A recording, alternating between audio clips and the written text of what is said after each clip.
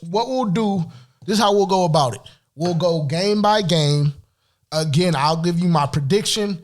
I'll give you the pros and cons of each team, where teams have the advantage, where teams have a slight disadvantage. We'll just talk. We'll just chop it up about the matchups, and we'll try to do it in a hasty fashion.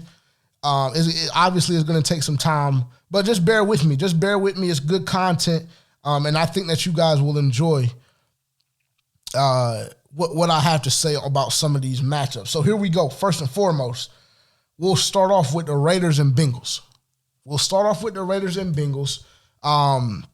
We know the story with the Raiders. Again, we kind of touched on it. One of those teams that were on the bubble for the duration of the season. You know, they've dealt with adversity. Fire head coach John Gruden, week 6, week 7, whatever may have you. Josh Jacobs, their star running back, you know, he has health problems throughout the year. Darren Waller, again, past 4 or 5 weeks, he's been unavailable as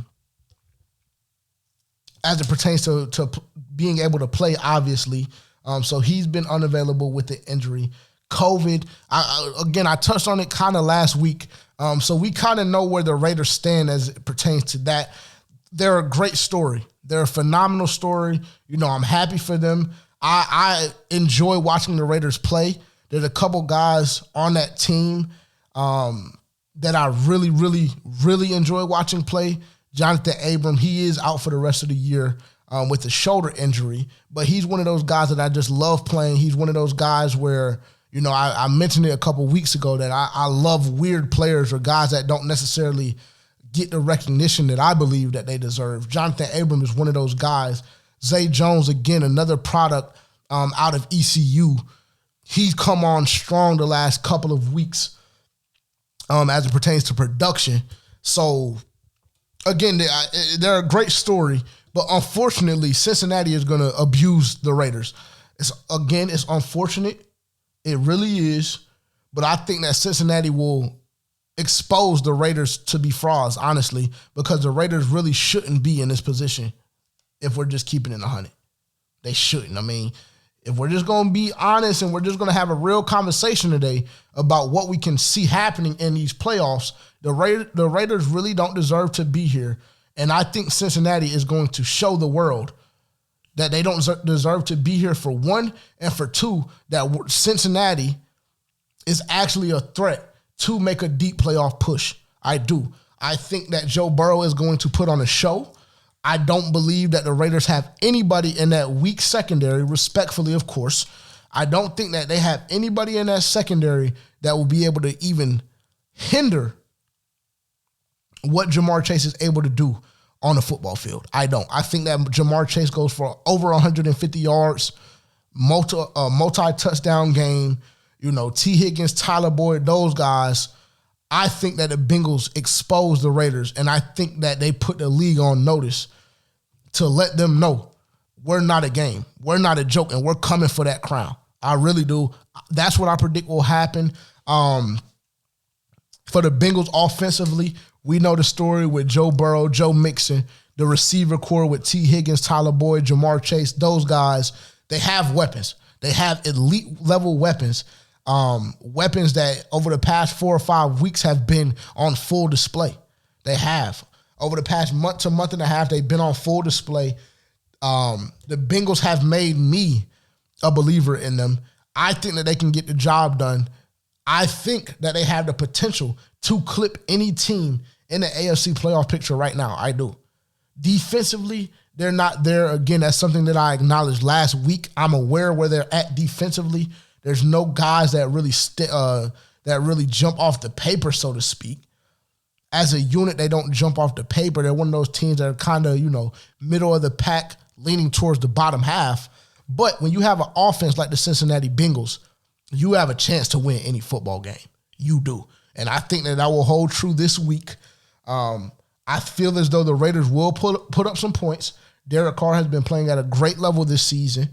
So I do believe that the Raiders will put up some points, but it won't be 40 or 50. And I think that Cincinnati has 40 or 50 in their near future. I really do. I have the Bengals winning that matchup. So that's what I have on that particular game. Moving on to our next matchup, the Patriots versus the Bills. I have the Bills winning this football game. Again, that was our game of the week. That's the game that I highlighted. I have the Bills winning this game by 10 points. But I do believe this is going to be a slugfest. I do. We'll start with the New England Patriots. We know the story on Bill Belichick. We know how great he is as a head coach. We know that he's one of the greatest, if not the greatest, head football coach of all time. So that's the advantage that they have off rip. I think if we take a look at Sean McDermott and Bill Belichick, if we're just going head-to-head there, it's a slight advantage for Bill Belichick, though Sean McDermott is on his way to being one of the greatest coaches that we have in the modern NFL. He is. If you just take a look at what he's been able to do with that organization. Right now, obviously he shows at times that he has that potential. He's not 100% there yet. And even if he was, he doesn't match up well with Bill Belichick if we take a look at them from a head-to-head perspective. So advantage Patriots there. What else do we have for the Patriots? Really, their run game, that's going to be one of those things where it has to be clicking in order for them to win this football game. They have to be able to run the football at an elite level with Damian Harris and Ramondre Stevenson, those guys. They're going to have to come out and run the football, and they're going to have to come out and control the tempo of this game if they want the chance to win. Can the New England Patriots do it?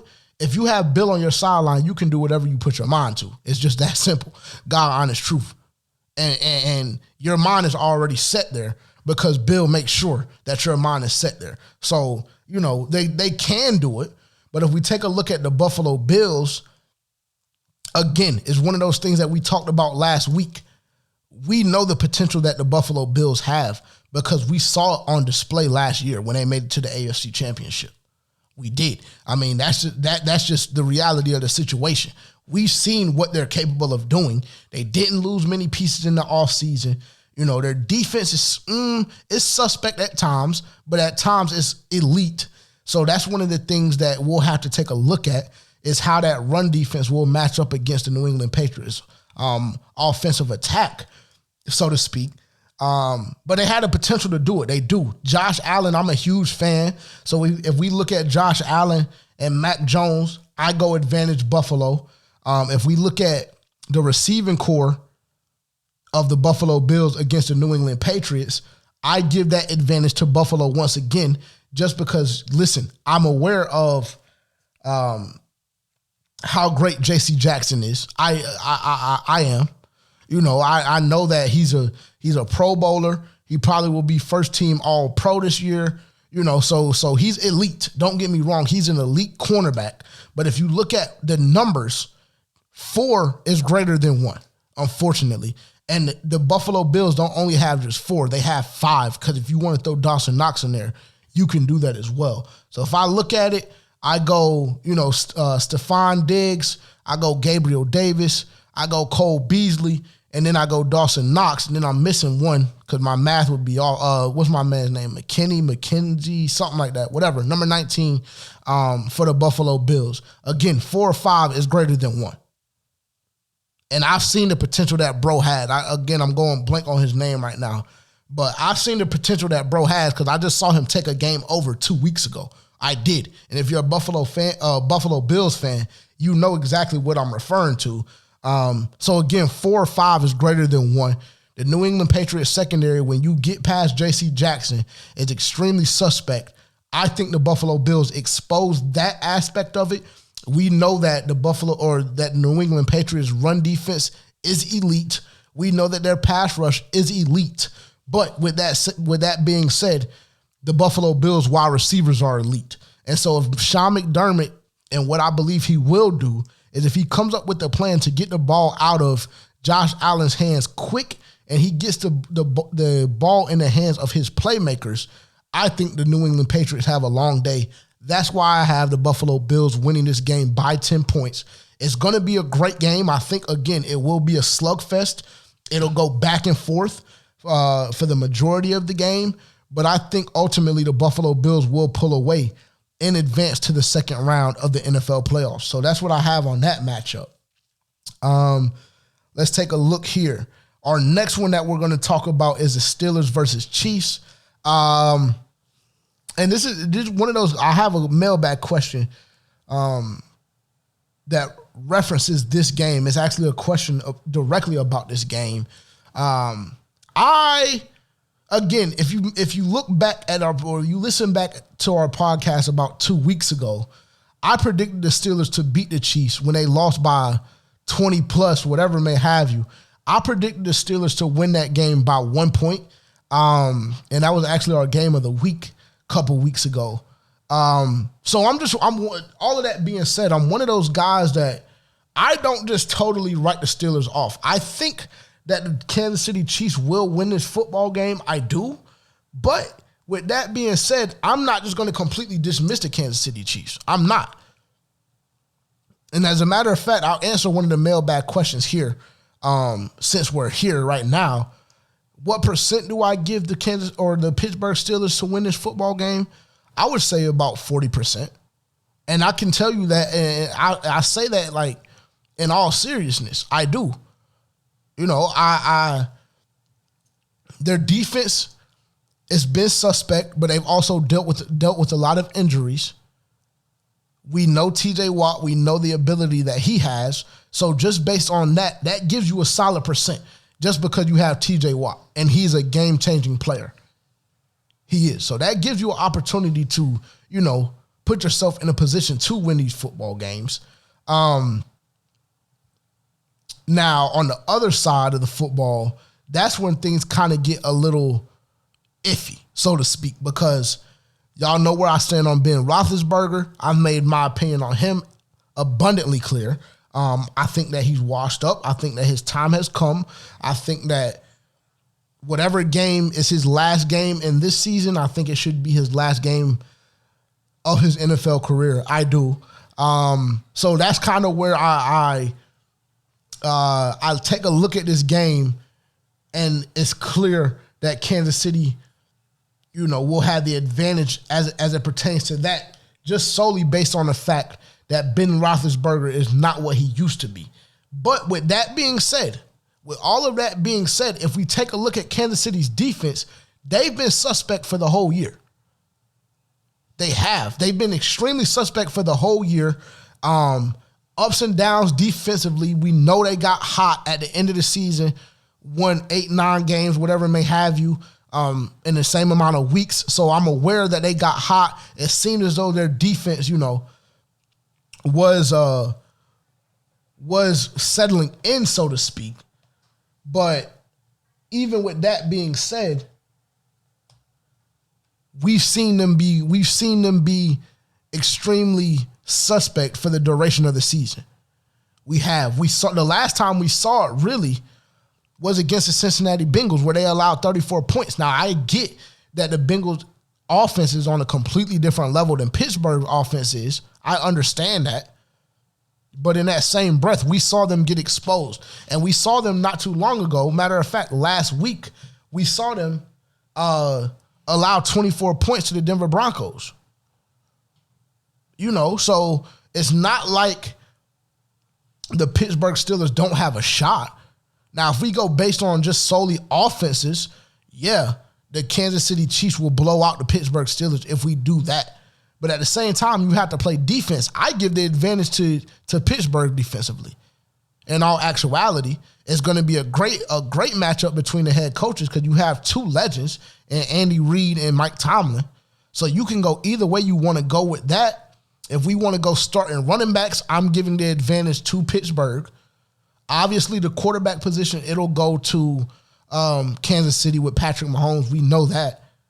But if you just break this game down like that, I don't know, bro. I don't know. Again, I'm going to go Kansas City just because I do believe Pat Mahomes. I believe the difference between Pat Mahomes and Ben Roethlisberger is so significant that the Kansas City Chiefs will win this football game. But I'm not one of those guys that's just coming in and completely dismissing the Kansas City Chiefs. I'm not. Or excuse me, the Pittsburgh Steelers. I'm not just coming in here and completely dismissing the Pittsburgh Steelers. I'm just simply not going to do that. I think that a lot of these guys will elevate their game to another level because now the narrative is, and we saw it with Denver in 2015 where, unfortunately my Carolina Panthers lost to the Denver Broncos in Super Bowl 50. But we've seen this story before. We have. Legendary quarterback announcing his last ride, and we see those guys elevate the level of play and elevate their talent to an elite level because they want their guy to go out into the sunset. We've seen this before. So, that game, a lot of people are deeming that game to be a blowout just because we saw Kansas City beat Pittsburgh by 26 a couple weeks ago. A lot of people are just completely dismissing this Pittsburgh team. I'm not one of those ones, bro. I'm not one of those ones. When they come out of the AFC North, we know what that division breeds. They had to win a lot of big games down the stretch. They got their job done in a lot of those games. Now, a lot of them games as well, we saw them fold. But again, I can chalk that up to injury. And really, they're coming into this matchup against Kansas City this week healthy. So, but then we just want to move on from that point and move on from Pittsburgh. Kansas City, we know what they are. We do. Again, we'll highlight Andy Reid and Patrick Mahomes and that duo that they are. And then, of course, Tyreek Hill. And we're looking at this game completely different. We are. Because if those plays happen to occur in the first quarter and Pittsburgh has a 7 to 10 point lead, again, we're looking at this game completely different. So I'll reemphasize the point that I don't want to just completely dismiss Pittsburgh.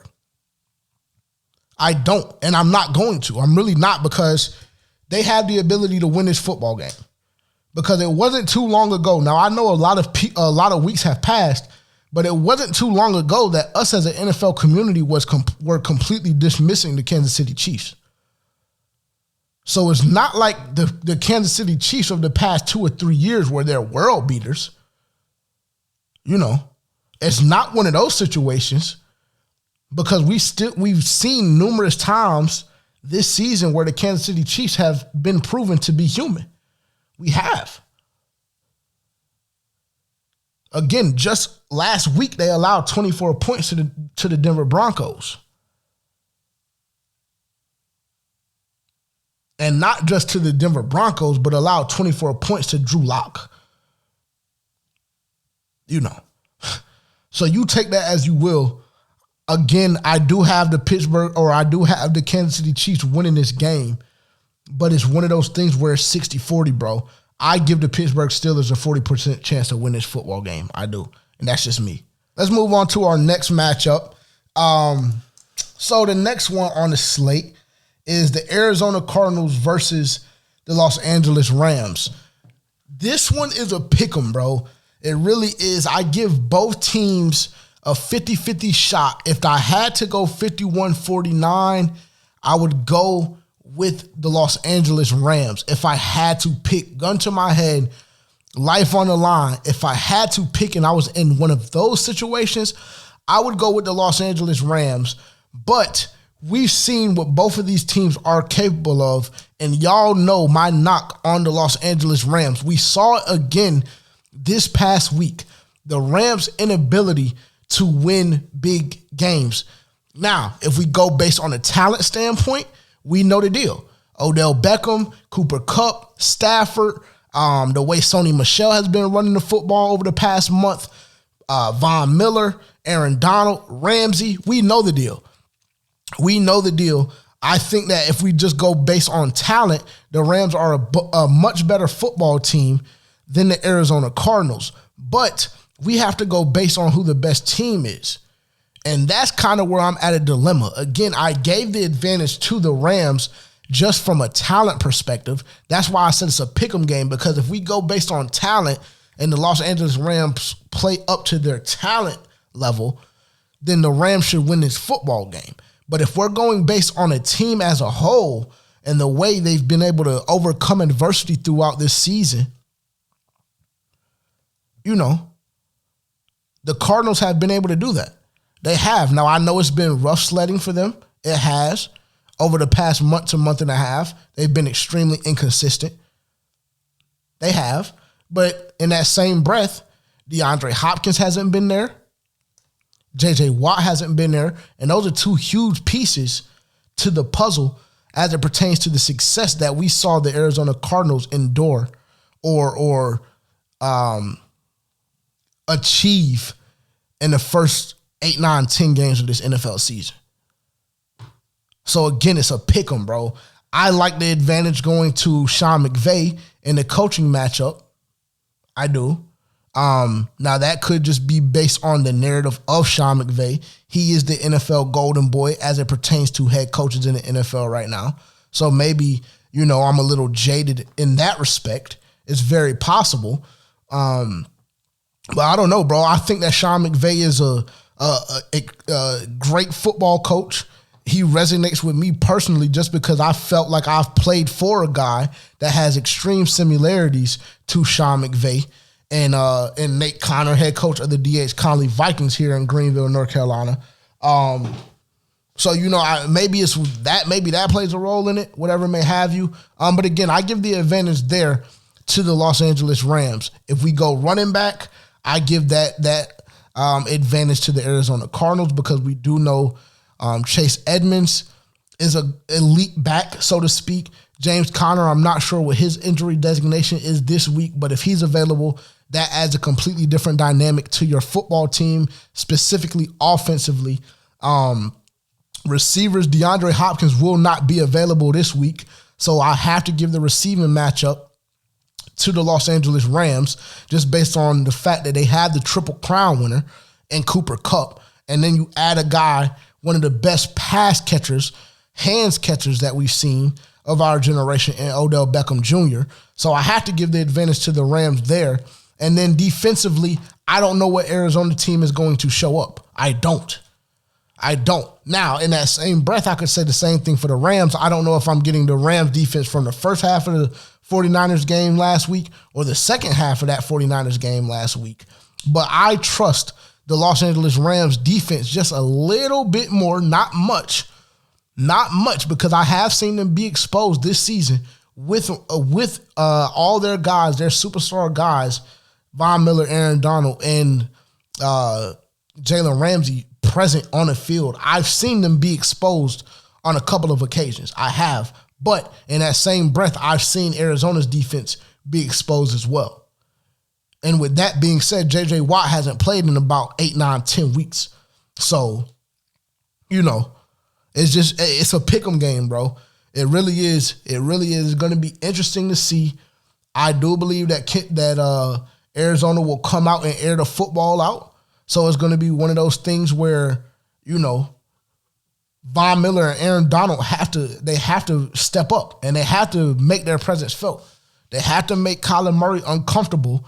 And then the key is at that point, if you do make him uncomfortable, you have to be able to contain him. You do. You can't let him break the pocket. Can't let him get outside the tackles because that's where he does his most damage. That's where he does the most damage is when he breaks the pocket and he gets outside of those tackles. So I think that they'll come out again and try to air the ball out. It's very imperative for the Los Angeles Rams to come out and rush the quarterback. That's going to be the key this week. Matter of fact, that's going to be the key, in my opinion, for both teams this week is rushing the quarterback. Because if you give either of these guys time, they're going to expose you. So the key right now for both of these teams is rushing the quarterback. This football game is won at the front line. And then you have to take a look at what offensive line has the ability to protect their quarterback the best, because that's going to play a huge role in it as well. So I think that the key for this game is going to be the trenches.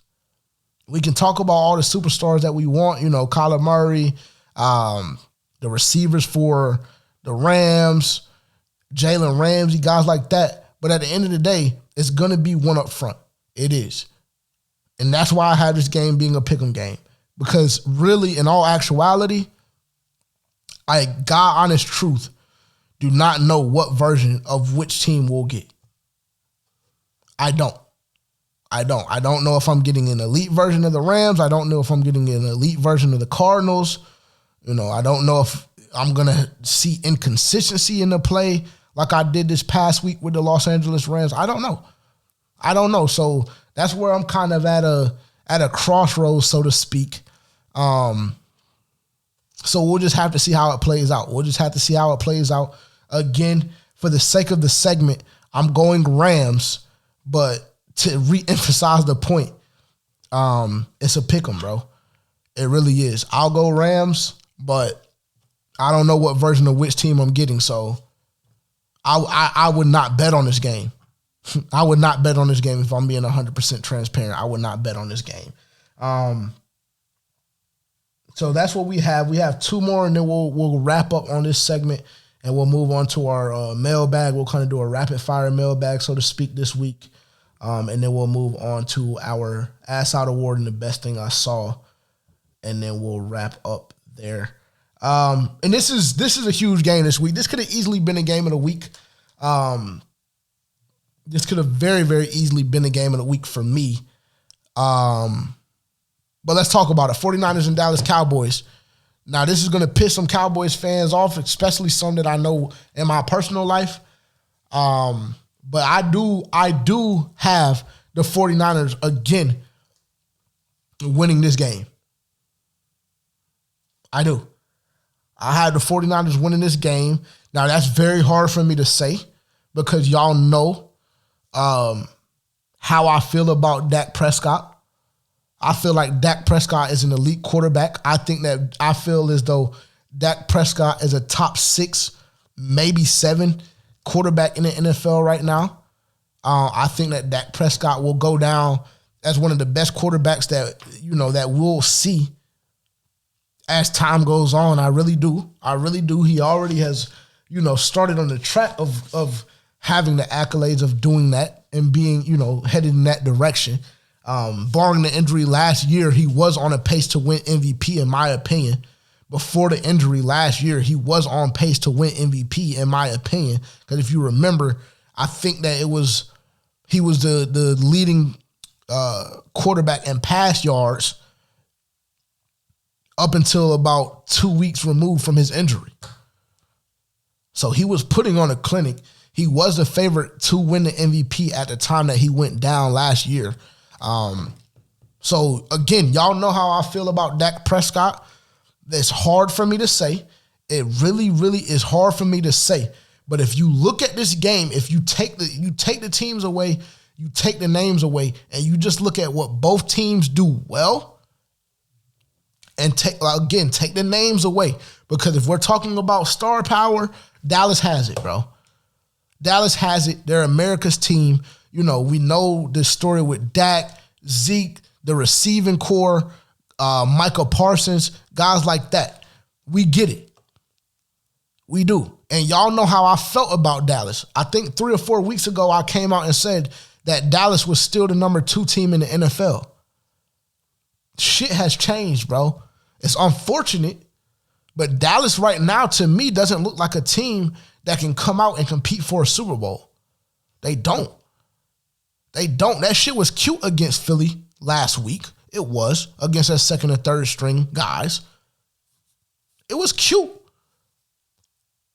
It was, but I mean, listen. Dallas the past month to month and a half have not been playing a great brand of football. And to me, that's where your ascension should begin. It's possible the Cowboys may have peaked a little too early. It is. And again, if you look at what these teams do well, let's break it down once again. Mike McCarthy, we know he's a Super Bowl winning coach. But at times this year, numerous times this year, I might add, we saw in the Arizona game, with that being, again 2 weeks ago, with that being the most recent of occurrences, where he mismanages late game situations. But I'm not just necessarily going to jump out the window and say that, Shanahan has the coaching advantage because I'm not, I don't want to go that far. I must give Mike McCarthy his respect. He did win a Super Bowl, but in that same breath, he won a Super Bowl with the best quarterback of all time. Best quarterback of all time. And if you have a problem with that statement, I gave the breakdown last week. So go spin that episode from last week if you want to understand why I say the best quarterback of all time. Because if we're talking about from a talent perspective, Aaron Rodgers is by far the best quarterback that has played in the NFL. The best quarterback of all time. So Mike McCarthy does have that chip. I understand that. But in that same breath, he won it with a guy by the name of Aaron Rodgers. So it's a little bit easier when you have a talent like that that's part of your roster and that's the head of your football team. And we saw what happened with that relationship as time went on. Aaron Rodgers kicked his ass to the curb. And there may have been a reason for that. It's unfortunate, but it's just real shit. So again, am I going to just jump out the window and give the coaching advantage to Shanahan? Maybe not, just based on the fact that McCarthy has a championship. But if we're talking about right now, this year, yeah, Shanahan is a better coach if we just take this year as a sample. Shanahan has gotten his guys to overcome adversity with all of the injuries that they've had. I mean, they've had countless injuries on both sides of the football. And for them to even be in the position that they're in right now is really just mind-boggling if you look at the 49ers season as a whole, transparently. If we're just going to be honest with each other today. It really is. They really shouldn't even be here. But because of the head coach that they have in Kyle Shanahan, he's been able to rally those guys and just to stay afloat. And when the opportunity has presented itself, the 49ers have gotten the job done. Case in point, last week, when they were down 17-0 in the first half, and they came out and punched the Rams in the mouth repeatedly, were able to send that game to overtime, and ultimately were able to win that football game. So one of those things where it's kind of a pick 'em at head coach. You could lean towards Mike McCarthy because he has the chip. You could lean to Kyle Shanahan based on what we've seen this season, if you want to just make that the sample. So again, it's a pick 'em. Quarterback, to me, it's obvious. It's Dak Prescott. Jimmy Garoppolo, he's nothing more than a game manager.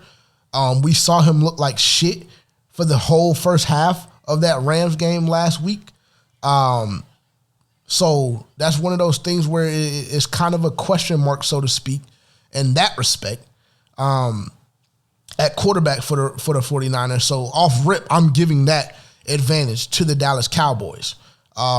Receivers, I'm going Dallas because I feel as though Dallas has one of the best, if not the best, receiving core in the league. They may not show it on a week in, week out basis, but if we're just going based on the fact that we've seen what we've seen these guys, do at certain points in this season, it's elite. It's elite. It is. Cedric Wilson, to me, he's another one of those guys, just like Jonathan Abram. He's another one of those guys that I absolutely love watching play.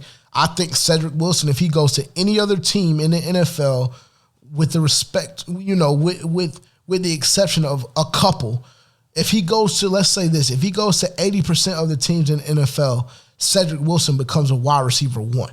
And Cedric Wilson is currently listed on the Dallas Cowboys roster as the starting slot receiver. In all actuality, that puts him at, what is he listed at? I was about to go on a rant and I don't even got my shit together. I don't even got my facts straight. I believe he's listed as a slot receiver. He may be listed as an outside guy. Let's take a look.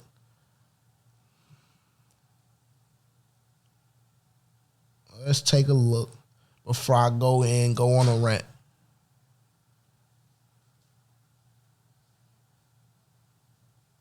Let's see.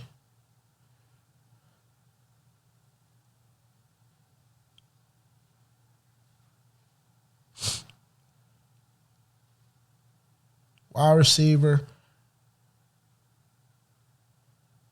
Yeah. So they have him listed as a slot guy.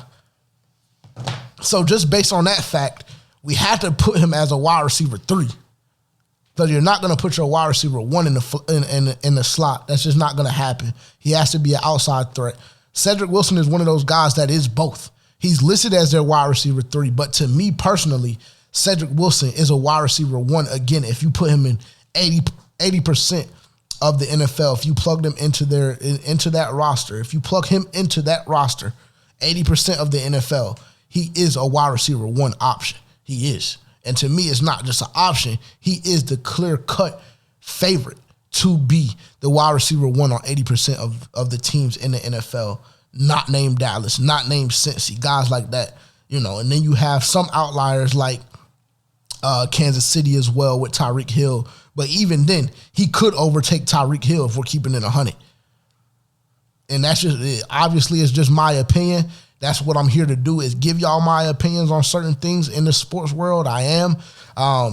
But that's how I feel about Cedric Wilson. So, again, I'm going to give the advantage to Dallas as it pertains to wide receivers. Running backs, I have to go with San Francisco. I do. And I only say that, listen, don't get all up in arms because, you know, I know Ezekiel Elliott, I know Tony Pollard, et cetera, et cetera. I only say that, and I say it definitively solely based on the fact that I don't know if Ezekiel Elliott and Tony Pollard are both healthy. I don't. We've seen Zeke over the past 2 months look like a shell of himself. He did eclipse 1,000 yards. You know, it's one of those things where that's one of those stats that will kind of lose its validity as time goes on, just based on the fact that we now have an 18-week NFL season. He did go for 1,000 yards. I get it. Tony Pollard, he has his spurts. But again, these guys aren't healthy. We've seen Zeke for the past 2 months be a shell of himself. We have. He doesn't have that pop. He doesn't have that burst. At times, it seems as though he doesn't run the football hard. And if he is running the football hard, that's a problem. Because these guys are running through his face mask effortlessly, really. They're running through him, and that's something that we haven't seen happen with Ezekiel Elliott in years past. So, again, that's why I want to go with San Francisco with the advantage as it pertains to running back play. That's why I say that. Because of that reason right there. I don't know if Tony Pollard and Ezekiel Elliott are healthy. Tony Pollard has to be on that list because, again, he was on a limited snap count against Arizona. Then we didn't see him at all again last week. And this is a heel injury or ankle injury, whichever one it is, that he's been dealing with for the past 3 weeks, 3 or 4 weeks. And he hasn't been 100% healthy for the duration of time, for that particular duration of time. He hasn't been healthy. So I had to go with Eli Mitchell. I do. It's just one guy. You got one guy going up against 2, but I had to go Eli Mitchell there. I give the quarterback and receiver advantage to Dallas. Head coach, one more time, it's a pick 'em. I want to go Shanahan just because of what I've seen based on this year. I have respect for McCarthy and his Super Bowl, so again, that's another pick 'em. And then we were forced to look at defense. We're forced to look at defense. And then if we look at defense, we have to break it down. As a unit, I want San Francisco's defense. And so that is why I have San Francisco winning this football game. Because of defense and the way they approach their game, their mentality, their brand of football. They're going to run the ball down your throat. Dallas has struggled with the run defense this year. That's been clear. San Francisco is going to run the ball down your throat, and when they do pass the football, it's going to be the tight end, George Kittle.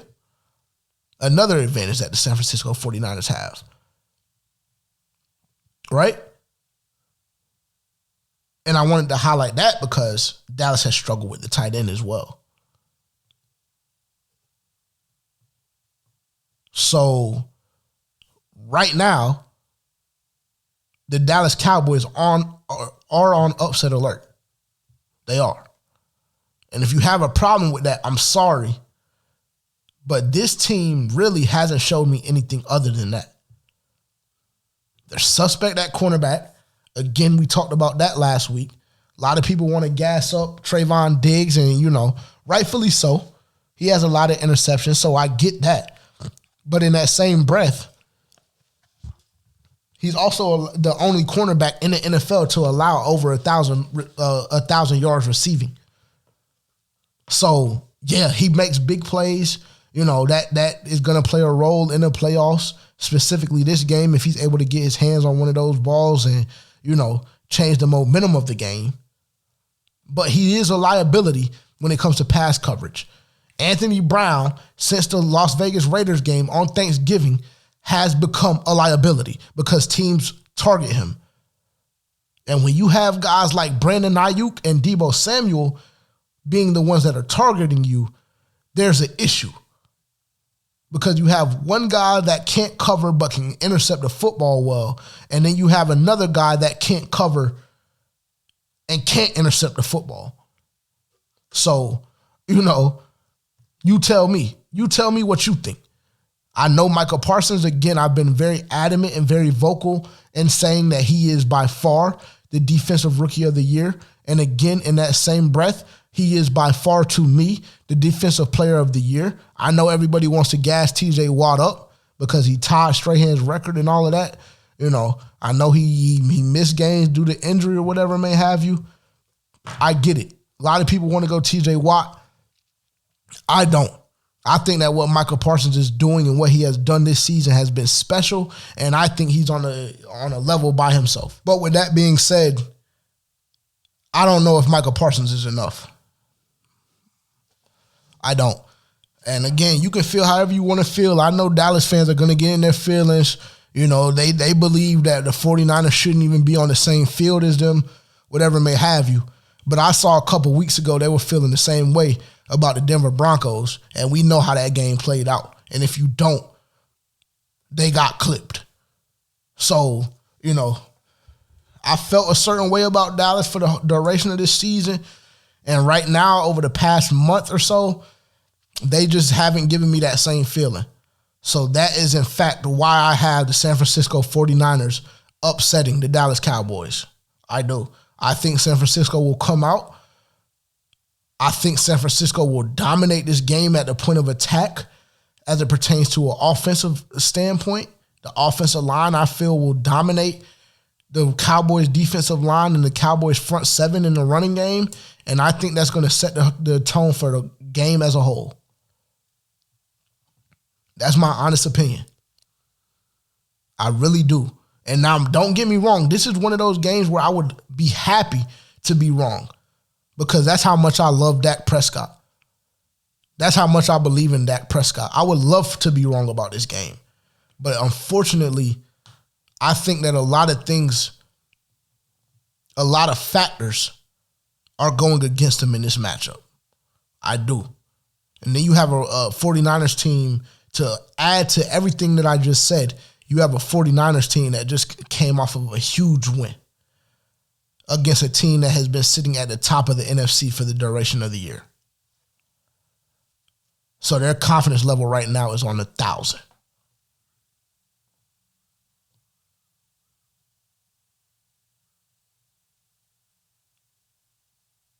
So you feel how you want to feel about it, but that's just 100% facts. I have San Francisco. Moving on, and we'll wrap up here with this particular segment. There's not really much to highlight because I don't give the Eagles a shot at all, but we'll break it down. Eagles in Tampa Bay, that'll close out the weekend on Monday night. Eagles and Tampa Bay on Monday Night Football. I have Tampa Bay winning this game, obviously. We could do a deep dive into it. And you know what? Just for the sake of the podcast, we will. It's clear that Tampa Bay has the advantage at quarterback. The greatest quarterback of all time going up against an unproven jit. That's abundantly clear. Mike Evans is better than any receiver that the Philadelphia Eagles have had in their roster for the past decade. And I only say decade because, as a matter of fact, it might be longer because I only was chalking it up to Terrell Owens being even remotely close to the level that Mike Evans plays at, you know.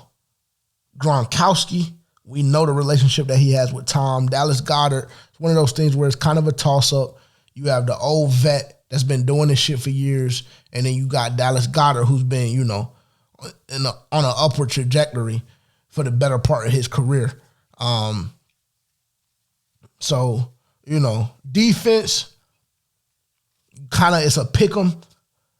But if you look at the defense, or if you look at the offense that the Tampa Bay defense has to go up against, and then you look at the offense that the Philadelphia Eagles defense has to go up against, that tells you everything you need to know right there. I trust Tampa Bay a lot more than I trust Philadelphia. I think that Philadelphia, really, I don't even think that they deserve to make it. I don't. I'm not happy that they made it, honestly, because I feel like we could have gotten a better matchup stylistically for a team, or for the Tampa Bay Buccaneers, a team to oppose the Tampa Bay Buccaneers. I do. So really, this is just one of those matchups where I think that this would probably be the worst game of the opening round of the playoffs. No upset to report about here. There's absolutely nothing to worry about if you're the Tampa Bay Buccaneers. I get that they're having a bit of turmoil in their locker room, and a lot of reports coming out of there, couple of injuries to the wide receiver position, whatever may have you. But listen, bro, Tom Brady is he just one of them, bro. He's a fucking alien. He's a fucking alien. There's no way that Philadelphia goes into Tampa Bay and beats Tampa Bay round one of the playoffs. I hate to tell you. That's really all I can give you on that. That's all I can give you on that matchup, because I don't even feel like there's even a conversation to be had, bro. I really don't. And to Eagles and Buccaneers fans, I apologize, because I went in depth in every other game but this one. But, there's no game to be had. I have Tampa Bay winning this game by 17 or more. Really. I really do. I mean, this won't even be a competition for real. First half, we might have something. Second half, Brady is going to blast Philly in their fucking nose. Honestly. And that's just, again, I can't make myself dive into this matchup. I can't. I tried to do it at first. I just can't do it, bro. I can't dive into this matchup because this to me is just one of those games that I don't even want to give any validity. Really. I respect Philly because they did make the playoffs. Do they deserve to be there? No, not in my opinion. But I respect them for getting there. But this is a matchup that I don't even want to give any validity to. God honest truth, because I just feel like Tampa Bay is just going to absolutely obliterate the Philadelphia Eagles off the face of the earth. So that's that on that. And that is the completion of that segment, the NFL playoff breakdown, round one. It's going to be a great weekend for football. We have football on Saturday, we have football on Sunday, and we have football on Monday. I cannot wait. Y'all know where I will be on all of those 3 days. I will be in front of a TV, tuned in to playoff football. 4:25 and 8:25, I believe, for Saturday. Sunday, one at 1, one at 4, one at 8, and then Monday 8 as well. And those are the time frames for those games. So make sure you're tuned in, bro. Make sure you're tuned in. We're in for a treat. We are very special. I think that this is going to be one of the best NFL playoffs that we've seen in recent history. And that will just fit into, this NFL season as a whole, because really, to me, this has been one of the best NFL seasons that I've ever experienced in my life, honestly. And I think that's saying a lot, but that's really how I feel. Everybody has been beaten. Everybody has been challenged. Everybody has dealt with injuries and COVID and things of that nature. So, again, this has been one of the best NFL seasons that I've ever experienced. And I think that these playoffs are headed in that same direction. I do. So just make sure that you're tuned into that. I would hate for you to miss it. make sure you're tuned in. And our first game, again, will be on Saturday at 4:25, so make sure you're tuned in there. So, yeah, man, that's what I have on that. So we'll head over to mailbag. I promise that I could never. I got the sauce. I'm lit forever. Hey, no, I'm not a rapper. I got cheddar. And my neck on froze. You ain't gotta check the weather. Now that I got money, shawty telling me to text her. Hey. Drop on the top when I'm swerving the bench. But shawty come kick it, she bringing the friends. Whoa.